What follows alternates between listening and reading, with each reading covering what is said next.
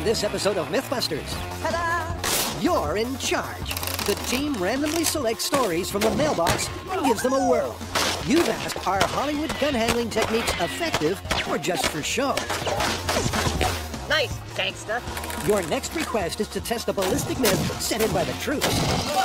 Then there's the internet craze for crazy roadside assistance. Seems like a really dangerous way to fill a tire. And the final lucky dip in this eclectic mix of myths is a mathematical paradox from a game show. We have a winner. Who are the MythBusters? Adam Savage. I reject your reality and substitute my own. And Jamie Heineman. We're going to have an adventure. Between them, more than 30 years of special effects experience. Together with Tori Belleci, Brent Imahara. This is the most dangerous thing we're going to do all week. And Carrie Byron. Do it. They don't just tell the myths, they put them to the test.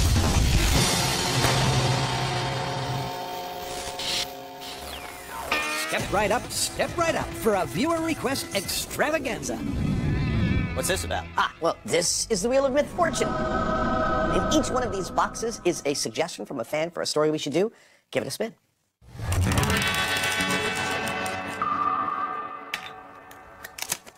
Dear Mythbusters, can you please test the Monty Hall paradox from the game show Let's Make a Deal? This is great. I know you're a big fan of game shows, but let me remind you what this one is. Monty Hall offers a contestant a choice of one of 3 doors. Says there's a prize behind one of them. And the contestant chooses, let's say, door B. Before he gets to see if there's a prize behind that, Monty opens up door A and shows him that there's nothing behind it. Monty then offers the contestant a chance to switch from his original door B to the remaining door C. The question is, should you switch? Now, this is interesting for 2 reasons. One is that apparently psychologically people do not want to switch from their original choice. 2 is, apparently, they will win more often if they do switch. Wow. Well, I'm not sure why that would be the case, but let's test it. It's unusual that a complex mathematical paradox is named after a game show host. But this counterintuitive problem has puzzled number crunchers for years. After a door selection is made, the host always opens one of the remaining 2 doors and then gives the contestant a chance to stick with their original choice or switch to the other unopened door. Which leaves us with a 2-part myth. Supposedly, people overwhelmingly decide to stick, and apparently, it's better to switch. So how do you want to go about this? Well, as far as I can see, there's 2 parts to this story. One psychological and one statistical. The psychological being that people do not want to switch from their original choice. The statistical being that there is an advantage to them if they do. Well, let's start with the psychological then. Perfect. So, let the games begin. If we're going to test this out on the general public, we should get a bunch of people, say 20 or so. 20 sounds like a good number. How do you want to run them through it? Well, we could do it with, say, a deck of cards. I feel like that's missing something essential to a game show experience that may influence people's decision-making. So I'm thinking a real stage and some real doors and set up a MythBusters game show scenario. That looks great. And with their pre-made props in tow, the team's mathematical mission begins at a local theater. Ladies and gentlemen, door number 1. Where they prepare their game show setting, which includes the obligatory over-the-top game show host outfit. Ta-da! Maybe you should try door number 3. Much better. Now, shall we start? Yep. With Adam dressed for the test, let's find out exactly what the test is. We've gotten 20 volunteers, and the door behind which the prize has been placed will be determined by a computer-generated randomizer. The psychology of this myth is what we're investigating with this test. It is stated that most people, if given the choice to switch their door, will not do it. Hello, sir. Hi. We want to find out if that's true. We're going to bring in a bunch of contestants, running through the whole test. But what we're really looking for is to see how many stick with their original choice and how many switch. We are playing a little game today called Pick a Door. Okay. I would like to start this game by you telling me which door is your choice. I will take number 1. Number 1. Door number 1 is your choice. Yeah. Jamie, will you please show Brian what's behind door number 3? Nothing. As you can see, there's nothing behind door number 3. For those of you playing at home, there's an important fact you should know, which is that whenever I open an empty door for the contestant, I know where the prize is, and I'm showing them an empty door on purpose. Your prize is either behind door number 1, your original choice, or door number 2. I'm going to give you one last chance. You could switch right now to door number 2 if you'd like, or you can stick with your original choice. And so to the moment of truth. As per the first part of the myth, will he stick or will he take the opportunity to switch? I will stick with my door number 1. You will stick. All right, how come? Because it was my first instinct. There it is. Contestant number 1 sticks, and Adam and Jamie have their first data point. Jamie, will you show Brian what's behind door number 1? Nothing. Oh. Sorry, there's nothing behind door number 1. Thank you so much for playing. That's an excellent data point. Have a good day. Thank you. With no pre-knowledge of the test, from backstage, the next contestant steps up. How are you? And after picking her door, Which door is your choice? 1. Jamie opens up a losing door, and Adam moves the test along to the relevant data point. You can switch to door number 3, or you can stick with your original choice. What's it going to be? Are you going to switch or stick? I'm sticking. You're sticking. How come? Because the door is pink. Okay. This time, sticking pays off. We have a winner. It's a winner! Congratulations. But remember, the win-lose result is irrelevant in part 1 of the myth. We're testing the psychology of the decision-making. Is it true that the contestants will predominantly choose to stick? Nothing. I'd like to offer you one last chance to perhaps switch your choice to door number 3 or stick with your original choice. I'll stick with 1. You really want to stick? My How come? gut feeling. says Gut it's feeling? 1. That's 3 from 3. I'm sorry. And as the 100% record in favor of the myth continues, I'm gonna still go with number 1. things start to get really interesting. I'm going to stick with number 2. You're going to stick with number 2. Is there a reason behind your wanting to stick? First choice. Because it's not just the score that's providing a pattern, I'm going to stick with 2. Sticking with 3. I'd like to stick with my original. You're going to stick. but the motivation for sticking is becoming clearer. I'm going to stick. You're going to stick. How come? I guess it's a 50-50 chance. The perception is that with 2 doors left, there's a 50-50 chance of winning. And so there's seemingly no advantage to switching.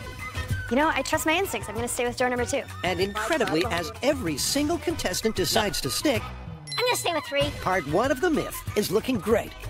Dude, this is so cool. They are all of them sticking with their original choice. I know. It's so cool. I would not have called that. I'll stick with number 1. And to fully decipher the results, I'm gonna stick. Adam and Jamie roll their game show credits. Fantastic. Congratulations. Thank you. Nicely done. Thank you so much for And head back to the shop. Okay, Wheel of Mythfortune. Shall I give it a spin? Please. Go for it. What does it say? This letter comes from a U.S. soldier. He writes, Dear Mythbusters, if a hand grenade lands next to you, is it better to hit the ground because shrapnel will go up and out? Oh, okay, because if the shrapnel goes up and out, it might create a safe zone down below. Raised by a brave friend in the military, it's an interesting ballistics question. Is the lethal fragment pattern of a grenade really just up and away? Can you actually avoid shrapnel damage by hitting the deck? All right, so there's 2 things lethal about a grenade, the shockwave and the shrapnel. All right, well, why don't we do this? Let's go to the bomb range. We'll set off some hand grenades and find out at what point the shockwave is no longer lethal. Right. At that distance, you'd be safe, and then all you'd have to worry about is the shrapnel. So we build something to catch all the shrapnel at that distance and see what we get. To kick things off, the guys hit their favorite location. We've come out to the Alameda County Sheriff's bomb range to test the myth that if a grenade is going off and you hit the deck, lay flat on the ground, you will get no shrapnel. But before we get the shrapnel, we need to establish the blast wave perimeter, because inside of that, shrapnel or not, you'd be dead.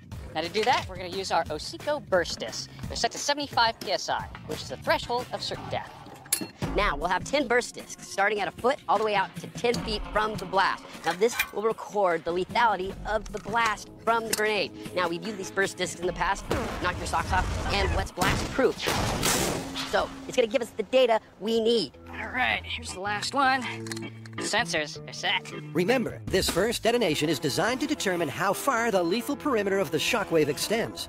Later, the team will use that minimum survival distance as the point at which they measure the height of the shrapnel distribution. But for now, it's all about the shockwave, which means they're ready to pull the pin, right? Wrong. Because pulling a pin from a grenade can be somewhat dangerous, we're having JD set it up so that we can fire it remotely from the bunker. So while the team hunker down in the bunker, Sergeant J.D. Nelson takes a decommissioned grenade and rigs it with an equivalent amount of high explosive, a blasting cap, and a remote control detonator. And that definitely means it's boom time. All right, you guys ready? Let's do this. All right, this is testing the blast wave of a hand grenade. You know, this is the first time I've ever seen a hand grenade go off this closely. Yeah, me too. Here we go. In 3, 2, 1, fire. Wow, that was awesome. That was energetic. Let's check it out. What they're checking is how many of the burst discs burst, and crucially, which ones survived. 1, 2, 3, 4, 5. All right, 5-foot radius. That is our blast zone for our grenade. So we set off our grenade, and we got some good results. First disc at 5 feet away ruptured, but the one at 6 feet didn't. Meaning, at 5 feet, the shockwave alone would kill you, but at 6 feet, you'd survive. So, we're gonna set up our shrapnel catchers just outside that 5-foot radius and find out exactly what the fragment pattern is. Okay, let's go get the shrapnel catchers. Perfect. Yep, it's time to bring out the shrapnel catchers. The idea of this test is to determine exactly how high the fragments hit. Okay, so just outside of 5 feet. If there's a zone near the ground that is free from damage, then the myth will be confirmed. And from what he's already seen, Grant is optimistic. So if you look at the high-speed footage, it's looking really good for this myth. So you see the blast wave propagate. If you're outside of that lethal 5-foot radius, you're safe from that. What we're interested in is the shrapnel, which is all the little sparkly bits. And you see that going up and out. Now, the important thing for us is what happens if you're close to the ground. How much of that shrapnel will actually hit you?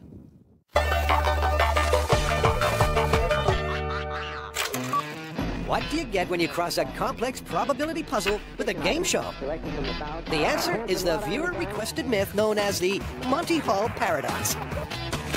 And so far, Adam and Jamie have answered part 1 of the problem. What's it going to be? Are you going to switch or are you going to stick? As far as the psychology of sticking or switching goes, I'm gonna stick with 2. contestants are unwilling to change their choice. I'm gonna stick. So where do we stand? Well, amazingly, our volunteers chose to stick 100% of the time. The second part states that we should see a clear statistical advantage to switching. Did we see anything like that in the numbers? Well, given that nobody decided to switch, we don't really know. Well, clearly, we should run this again, and I think with an equal number of switching iterations to sticking iterations so that we can really compare the numbers.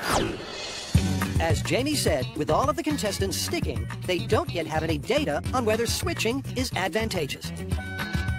So test 2 will focus on the statistical paradox. Is switching, in what appears to be a 50-50 situation, really your best bet? To find out, Adam and Jamie will collect a large and definitive sample of 100 data points with an elegant, mechanical, mini game show setup. So what I need to do right now is build a physical Monty Hall paradox testing simulator. And it's a machine. I need to think of it like a machine because there's a lot of moving parts. I'm thinking it's going to have 2 sets of 3 doors, one for me, one for Jamie. It's going to have a roll of 50 tests randomly selected, preloaded so that we can cycle through it really fast. It's not going to be a simple build, but I think in the end it's going to be really cool. All right, let's bring it on in. This rig serves a couple of functions. First, it increases our sample size, which in turn increases our accuracy. Secondly, it removes the variable of choice from the equation and puts both switching and sticking on an even playing field. We'll show you how you would fare over time with either choice. So this all looks lovely, but how's it work? You and I are going to run through each of the tests, and each time we win, we take a red piece of paper and we thumbtack it up onto the board behind us. Okay. At the end, we should be able to see visually if there's a difference between me always switching and you never switching, and we should be able to count and compare the numbers. How do I think I'll do? Well, if the myth is true, Adam's going to kick my butt. To find out, it's pick a door, take 2. Test number 1, choose your door. I choose 1. I choose door number 2, open an empty door. I'm sticking. I lose. I am switching. I win! Whee! Unlike the previous test, I choose 1. I choose 3. Adam and Jamie are focusing only on the win-lose result. I'm sticking. I lose. I am switching. I win! Woohoo! The rules are exactly the same, Test number 3. except the stick or switch variable is removed. I'm sticking. Jamie always sticks, I lose. and Adam always switches. I'm switching. I win! This is crazy. I can't keep winning like this. In addition, the large sample means that over time, I'm sticking. I lose. the results will reflect the true probability of the choice to stick or switch. I'm sticking. I win. Hey! But it's not long before the results on the board paint a definitive picture. I choose 2. The Monty Hall paradox is interesting because, on the face of it, it seems simple. I am switching. I win! During the final stage of it, you've got 2 choices. You know one of them's a winner and one of them's not, so common sense would tell you that you've got a 50-50 chance of winning, and yet you don't. That's where the paradox comes in. I am switching. I win! 7 in a row, in your face! I mean, you could talk about the mathematics and the statistics and the theory and the proofs of this story until you're blue in the face, but the only way to make the numbers truly clear is just to do it, and the results are crystal clear. Switching is far, far better than sticking with your original choice. What's going on here is really interesting. If the prize is equally likely to be behind each of the doors, then if a player picks door 1, there's a 1 in 3 chance the prize is behind it. That means that there's a 2 in 3 chance that the prize is behind doors 2 and 3. Now take away door 3, and there's still a 2 in 3 chance that it's behind door 2. So switching effectively doubles your chances of winning. So what advice can we offer our viewers about the Monty Hall paradox? Well, clearly if you're ever playing this game, you will have an overwhelming urge to stick with your original choice. But given the fact that the host knows where the prize is and shows you an empty door, it is always an advantage for you to switch. Then it would be confirmed. Totally confirmed.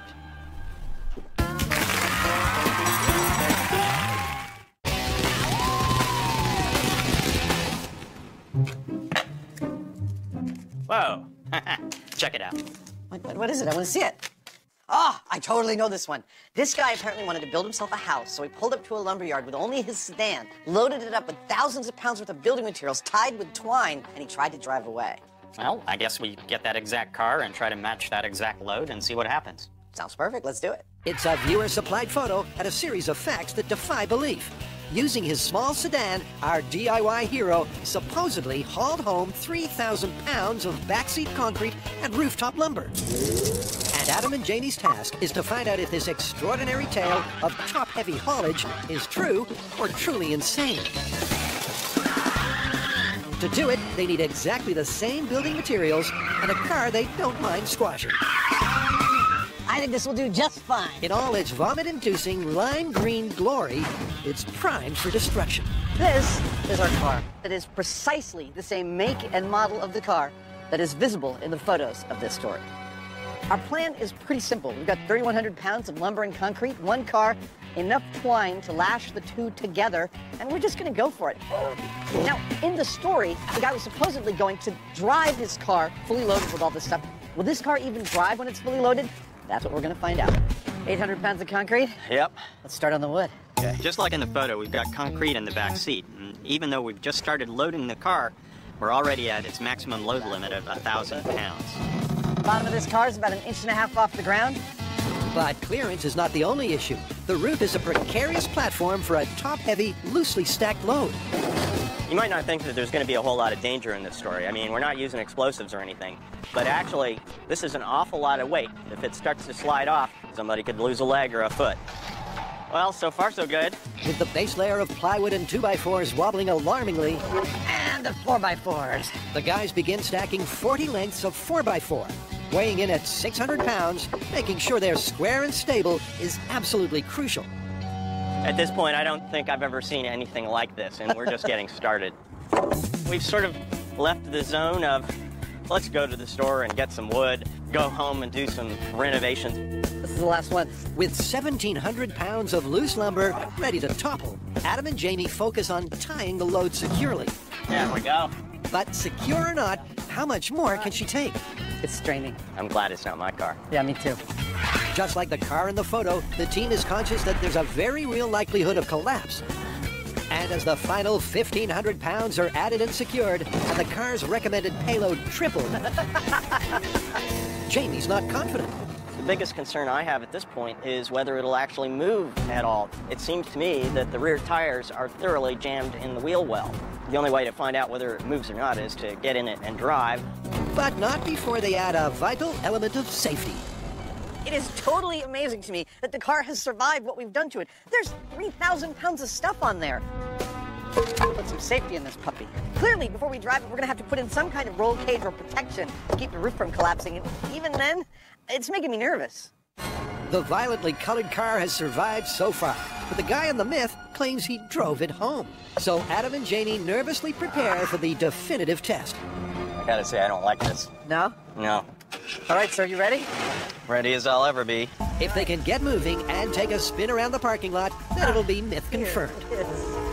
Overloaded car, driving forward. If not, it'll be myth busted. Much like the car and possibly Adam and Janie. 3, 2, 1. Oh, look at that. I was wrong. This is crazy. It's totally working. Yep, as they gently cruise around the lot, the astonishing result is evident. I don't even hear any creaking or complaining at all. No, I don't either. The guy in the myth may have ruined his car and been a danger to other road users, but he was right. It is just barely possible. We get asked all the time if we're surprised by things that happen on the show. Let's quit while we're ahead. Okay, hold on. And right now, I am sitting on one of them. This car is holding up 3,100 pounds of building supplies. And honestly, when I got up this morning, I did not think the car was up to it. Boy, was I wrong. This is crazy. It's terrifying is what it is. Well, you know what that means. What's that? We don't have any choice but to call this confirmed. Based on what I see in the picture, which is this make and model car with 3,100 pounds of building supplies on top of it, I think you're right. We've confirmed that you can load this car up, and amazingly, it will drive. Stupid, crazy, ridiculous, not recommended, but confirmed. It's confirmed. Let's get out of here. So that's another wheel of Mythfortune mystery solved. But there's more to come, and maybe one of them is yours.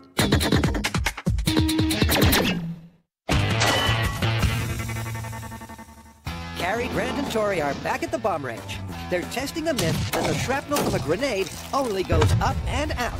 And if you hit the deck, you won't get hit. And here's what we've learned so far. When the grenade explodes, there's about a 5-foot perimeter in which the blast wave is what's going to kill you. But from the high speed, it looks like the shrapnel's all going upward, leaving a safety zone low near the ground. That's where our shrapnel catcher comes in. Now around me are our shrapnel catchers. Now the white section represents somebody standing. In the red section represents somebody getting down on the ground. Give me 20. Now, there are two reasons why hitting the deck might be advantageous. First of all, obviously, you're minimizing your profile to the grenade. But secondly, the pattern of the shrapnel seems to be going up and out. And that's why we're adding a top to our shrapnel catcher so we can see what that looks like. The debris from the preliminary explosion does seem to indicate it's moving up and out. But to find out for sure, any lethal damage from the less visible metal fragments will mark the painted plywood of these boards. If the area at the bottom is clear, then the myth is confirmed. Just to cover all our bases, we're going to use a couple different kinds of grenades. We have a vintage mid-century pineapple grenade and a more modern baseball grenade. Now, though these names are somewhat innocuous, baseball, pineapple, the important thing to know is that they're going to be throwing out shrapnel at 22,000 feet per second. Now, just to illustrate what we're talking about here, the inside of this grenade is perforated. Each one of these little sections is going to be a lethal projectile. First up, JD hooks up the pineapple grenade with its distinctive grooves, and the team heads down to the bunker. Ready for some shrapnel? With the remote detonator rigged, it's time to find out if you can avoid grenade shrapnel by hitting the deck. In 3, 2, 1.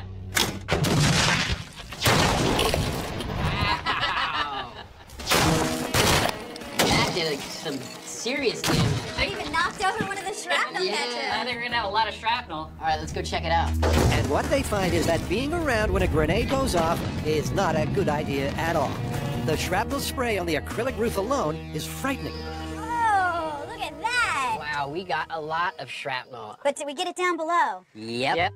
So it looks like this one is busted. You don't get away scot-free down low. Well, the shrapnel pattern is definitely clear, and it's even emphasized if you look at the exit wounds. There's a lot more shrapnel at the top than there is at the bottom. But clearly, there's still shrapnel at the bottom, so this myth is busted. Yep, for the pineapple grenade at least, the myth that the blast carries all of the shrapnel up and away and leaves a clear zone near the ground is busted. All right, so this one is busted. But why don't we move on to the modern-day grenade and see what that does? Modern grenade.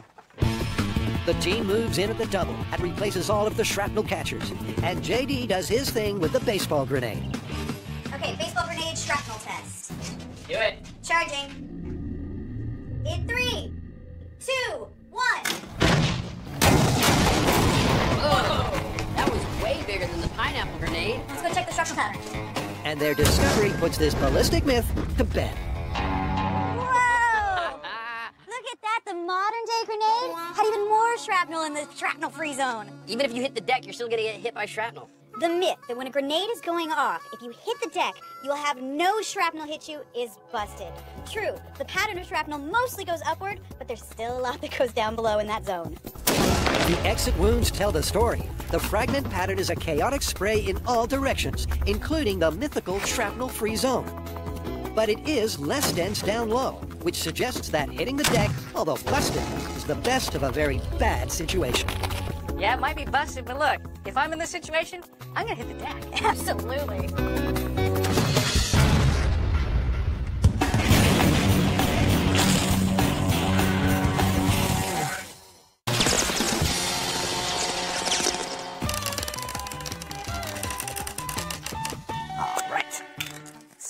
MythBusters, I've been an action movie fanatic for years, and I've noticed something about the way people hold guns in movies. I've seen guns fired from the hip, fired with an extended arm, one-handed, two-handed, and even two guns at the same time. Lately, everyone seems to be holding guns sideways. Do any of these styles offer specific advantages in accuracy over the others, or are they all just meant to look cool? Well, that seems pretty straightforward. We get some guns, some targets, and see which technique is more accurate. Let's get shooting. The history of firearm fashion is replete with a heap of ever-changing, stylish poses. And this fan request is all about accuracy. They want to know of 5 classic cinematic stances which work and which are style over substance. To find out, Adam and Jamie are down at the range. This is perfect. Shall we get to shooting? I think so. Shooting and shooting. Here is the plan. For every single handling technique we'll be testing, Jamie and I will each unload a full magazine of 8 bullets at the intended target, and we will score ourselves based on timing and accuracy. At the end of all those tests, a quick look at both the targets and the scores really ought to give us a fantastic picture about which handling techniques are truly effective and which ones are just for show. That sounds straightforward. All they need now are some guns and targets. Here's today's target. If you see one of these perched over your bed in the middle of the night, shoot it! Shoot it immediately! The gun we'll be using is a .45 caliber semi-automatic pistol. We'll be putting 230 grain full metal jacket ammo in it. Very common gun, very common ammo worldwide. Scoring, pretty straightforward. Black section equals 10 points, yellow section 7 points, white 6, red 5. Once we've tallied up all the points from shooting, we will divide that by the amount of seconds it took to fire all 8 bullets, and that'll give us a final score. The main tool we'll be using for this test is an acoustic timer. When we press this button, it'll start working, it'll hear each shot, and it'll give us the total amount of time it took to make the 8 shots. Now, I know you may be looking at this setup and thinking that we're making things pretty easy for ourselves, but the point of this experiment isn't about whether Jamie or I are good shots. It's actually to compare the different handholds and their accuracy and their effectiveness. We've chosen this distance to give us the best resolution for that comparison. That's the setup. A gun, 2 targets 15 feet away, a scoring system that combines accuracy and firing rate, and there's a ballistics expert on hand to keep everyone safe. The only missing component is a baseline control. Range is hot. Safety is on. We'll be comparing all the firing styles we're using against this, the Weaver stance. It's been used since the 1980s by law enforcement and in competition, and it's regarded as the most effective way to repeatedly and accurately fire a handgun. That's good shooting because it's a really good group. And Jamie and I have actually been trained in it. The Weaver position has a couple of things going for it. The first is that it feels nice and stable. You're using both hands, you've got a good, solid purchase on the gun. The second thing is that you're holding it in such a position that you can see down the sights of the gun. That also seems to me like a pretty good idea. With the Weaver technique complete, the scores can be collated. And if any of the 5 Hollywood poses to be tested come close to Adam and Jamie's controlled average of 7.3, it'll be confirmed it's a reasonable technique. All right, well, we've got our control. Let's start holding the gun in other ways. And first up, popularized by Bogart in gangster movies of the 30s and 40s, it's shooting from the hip. I don't know about you, but I don't have high hopes for this stance. I mean, come on, you can't even see the sights. How are you going to know where you're aiming? And after the gun resets, how are you going to get that second shot? I don't think it's going to be that effective. Jamie's been shooting from the hip for years. You ready? Safety's off. Shooting from the hip. As Jamie fires off his 8 rounds, it seems Adam's prediction is spot on. Jamie missed all 8. You just got no clue where it's going. I mean, you're just sort of like, well, that seems about right. I can't wait to try. Good luck. This is a crazy position to shoot from. With a few hits loosely spread around the target, Adam is marginally more successful than Jamie. But this classic stance is clearly not ideal. It's crazy. There's just no kinesthetic reset down here. You're hoping every single time. Oh, let's figure out what the score is. And the scoreboard story is a sorry tale of woe for the first Hollywood handling technique. An average of 2.8 is significantly short of the control, meaning that method is busted. Well, that was fun. Oh, it's not over yet. There's more to go.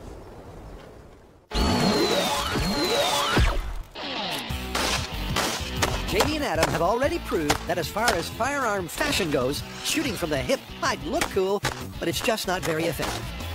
It's crazy. There's just no kinesthetic reset down here. You're hoping every single time. Up next is the straight arm from the shoulder. It peaked in popularity in the cheesy action movies of the 80s, but has long been a stylish staple. But Will it work? My feeling is that the straight arm position is going to be good because I am able to line up with the sights as well as my body in a fairly stable position. Janie unloads, and even before the points are tallied, it's clear the position is working well. Nice shooting, Tex. As Adam also demonstrates, Okay, Adam, straight arm shooting. compared to the hip shot, it's stable, which enables rapid repeat firing. And being able to use the gun's sights is another obvious advantage. That's fun. And it all boils down to a score that compares extremely favorably with the control. I love this stance almost as much as I like the Weaver. It gives me a tremendous amount of control. The accuracy was as good as the Weaver stance. Yeah, this one's a winner. So next up is the gangster style, right? Yes, what we were just doing, like this, body on the side, except with the gun turned, like we're a straight-up thug. A staple of the 90s, on-screen hoodlums seem to think a 90-degree twist adds a little something to their shooting skills. But does it really? Adam's excited to find out. I have always wanted to hold a gun this way. I've heard tell that you could break your wrist. Clearly, I don't think that's about to happen, but I'm interested to see what my accuracy is like. Okay, I'm ready.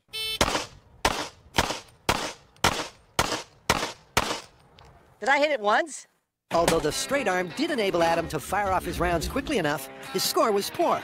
Final score of 1.0. Let's see how Janie does. Mr. Heineman, gangster style. Looking suspiciously natural in the gangsta pose, Janie outscores Adam. Final score is 1.6. Nice, gangsta. But when totaled into the table, the result tells us this funky-looking firearm fashion is, frankly, defunct. I'll be honest with you. The gangsta style, it's the one I was anticipating the most, and after shooting with it, it is by far the most ridiculous of all. You can't see where your bullets are going. You have no point of reference. You're looking at the wrong part. You're actually ignoring useful sights that are right. Forget about it. Don't shoot that way. Wheel of Mythfortune. What we got? Dear Mythbusters, is it true that you can reseat an inflated tire using starter fluid? There's so many videos on the internet of people with deflated tires. They put something flammable in it, light it, and it goes whoop, and it actually reseats, inflates, and stays inflated. Sounds simple enough. All we need is a tire and some starter fluid. This could be so dangerous. Or explosive. Where there's fire, there's folk that just can't help themselves. But despite the danger, the Mythbusters want to know if these clips of explosive roadside assistance are real. Can you really reseat and inflate a tire by heating things up? Well, there's only one way to find out. Getting up flat on a deserted road, this is how all horror movies start. Imagine you're in a deserted location, you've got a flat tire, and you've got no spare. That's what this myth is all about. Seating a tire on a rim and inflating it when you've got nothing but a can of starter fluid and a lighter. Now, in the internet clip, we see a man spray starter fluid into the deflated tire. He lights a match, and it seats instantly and inflates and stays inflated. So that is what we're going to be testing. So we're gonna try this with a classic tire, and if that doesn't work, we're gonna move on to a truck tire because it has thicker walls. First up, it's the regular size tire, which Carrie lets down before getting dressed up for a date with danger. Good luck, Carrie. Here's your fluid. Here's your lighter. Don't blow yourself up.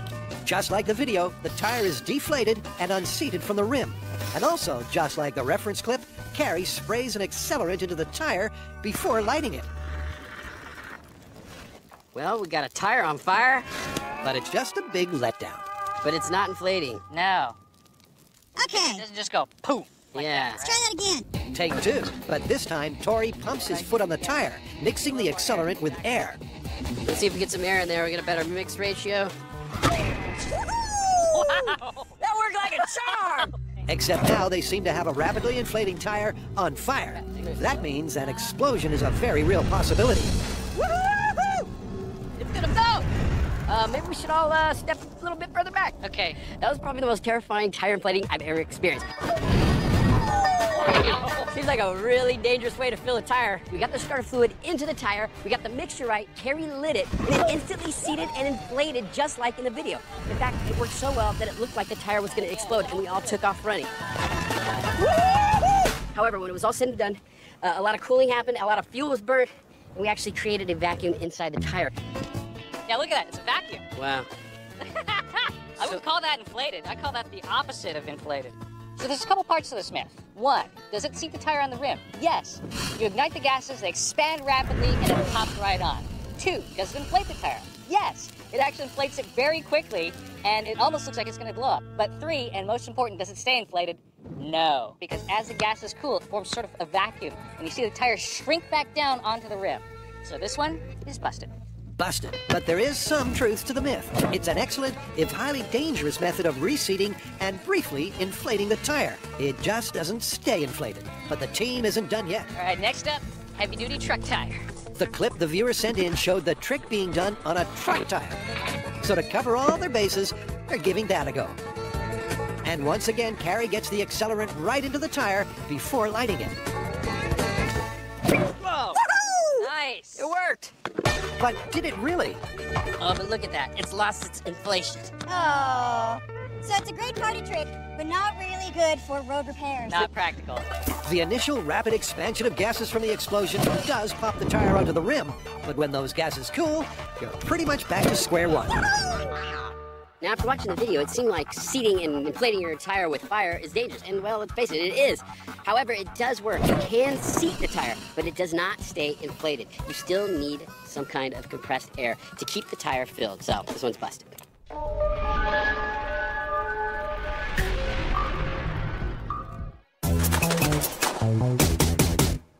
Welcome back. We have been testing a bunch of gun handling techniques that we have seen in the movies, but now it's time to add another layer. A gun-shaped layer. That's right. It's now time for two guns. So, Matrix-style two-gun gunplay is up next. But are you really doubling your chances of a ballistics bullseye? Jamie, you look badass, I'll tell you that. Ready. Here we go. There is one important factor to note. Despite using double the amount of ammo, the final time-adjusted score will still give an accurate comparison to the control. After all, firing twice as many bullets takes twice as long. Nice work, hombre. That was an experience. There's a certain kind of symmetry to it that I liked. You can almost brace your hands together on each other while you're firing. Before we tally the total, Adam's up. And despite Jamie having a tash-tickling experience, Adam's not confident. Safeties are on. Bang, bang, bang, bang, bang, bang, bang, bang, bang. Low score, moving on, right? That's what I'm expecting. Okay, here we go. Safety's off. Yep, the balance and symmetry of shooting two guns at once may be the reason it looks so cool. But really, it's a tricky feat of coordination that makes real marksmanship tough. Yay! That was awesome! Isn't it? Yes! I really like how that feels. It's like a rocking horse of death. Jamie was totally right. Two guns might not mean double the score, but it is super fun. I mean, you end up with this kind of rhythm where you're rocking your head and firing like bang, bang, bang, bang, bang, bang, bang. It feels very kind of weirdly natural. And like you're a cartoon character, so what could be better? The score, for one thing, because the final tally of 4.1 means it might be an adrenaline-surging ton of fun, but it's also a whole heap of busted. Well, haven't we covered just about everything? Just about. There's one more thing I want to try. We've done two guns towards one target, but in the movies, I've seen this. Crossed hands, two different targets. I think we should try it. Why not? All right. These aren't real guns. These are our stand-in guns, because I don't point real guns at our cameraman. It's where ballet meets ballistic gunplay, the ultimate in slick cinematic choreography. But Adam is unimpressed. Crisscross is ridiculous. I say now that it's second only to the gangster style in ridiculousness and the lack of effectiveness. With the targets several feet apart, Jamie gets his bearings, lines up, and unleashes hell.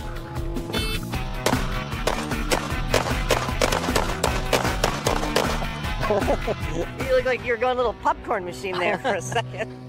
I figured I might as well have some fun with it. Yep, he was off balance, and the patting your head while rubbing your stomach type action means coordination was also an issue. All of which was reflected in a low score that matches the pre-test prediction. Final score, 2.1. But there's no denying Jamie did look every inch the cool cinematic hitman.